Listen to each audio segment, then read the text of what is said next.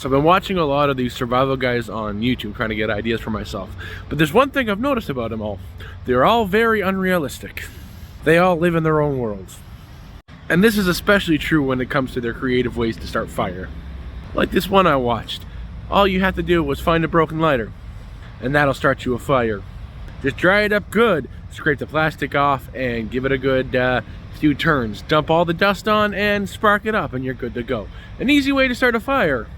But it's unrealistic.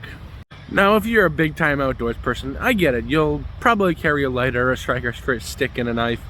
But that's not realistic for a normal person. You know, the person who just went out hiking with their friends for the day and got lost. So today I'm going to show you how to make a fire when you literally have nothing. This method is probably one of the most successful methods of making fire throughout history. Not only that, it's easy and you can do it with the clothes on your back. And the level of skill you need to make and use it is almost nothing. Now all you're gonna need is this. What is this? It's a simple piece of string. It can also be the tassel on your hoodie, the shoe of your lace. Hell, you can even cut up your sock.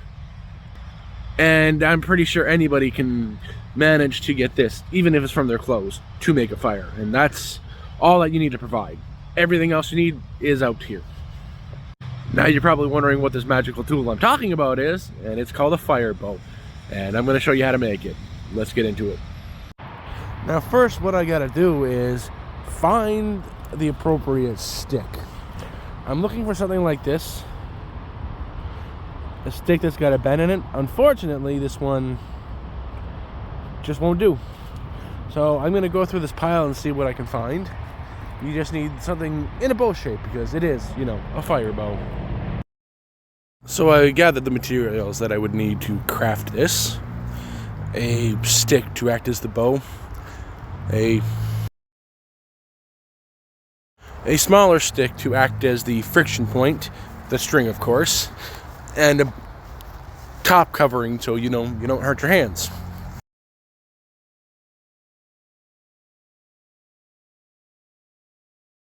Now I haven't done this for a very, very long time. Maybe once or twice as a kid, you know, going around the forest and being little firebugs. Now it's amazing that I still remember how to do it. But when you have a skill like this and you haven't used it for 20 years, you get really rusty. And just trying to tie this up, I was having a very hard time. And doing this, I was getting frustrated.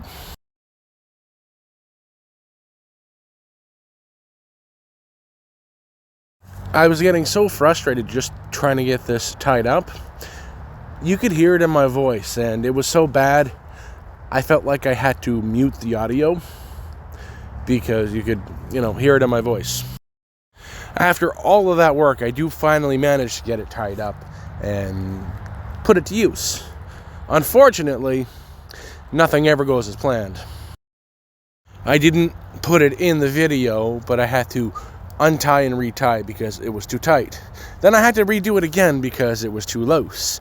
Then I had to redo it again because it was too tight. And so on and so forth for a few minutes. And after all that effort of trying to get it tied up, it broke. And I was pissed. So, yeah. Straight up, that was an utter failure. I have made one of those in the past, and it worked great. This one, not so much. It's one of those things you live and learn, you try. It is really wet and snowy out. It's snowing if you can't tell right now. Not only that is, I picked the piece of wood that was in the best shape, not the strongest piece of wood I could have picked. So I got two pulls into it and it snapped. But I'm still new at this and mistakes happen. Again, I've done it once before and that was quite a while ago. And I wish not only I was recording when it happened, it's just I kind of lost my temper. And I don't think it would be good for me to upload a solid 3-minute clip of me screaming bloody murder at the top of my lungs. Every swear word I knew came out. But I figured, you know what, it would still be a good thing for me to post it.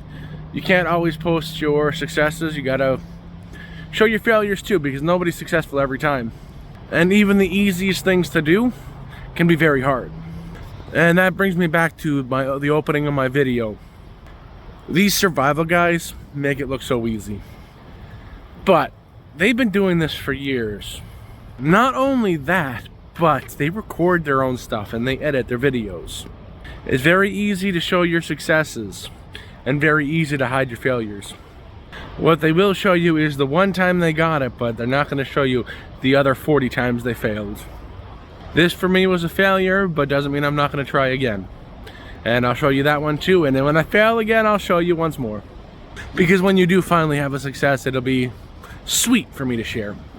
You guys take care. Thank you for watching my video, even though it was didn't go as planned. You guys take care, and I'll see you in the next one.